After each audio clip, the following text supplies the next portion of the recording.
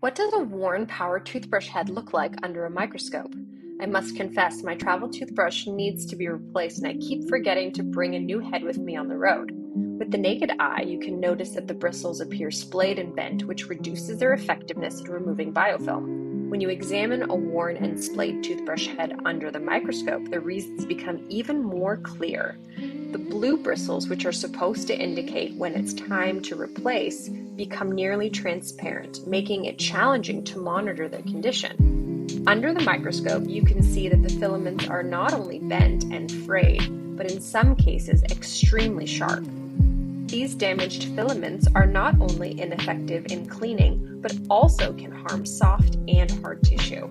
So don't be like me and forget to pack a new head for your travels. Show this to your patients for them to really understand what's happening microscopically.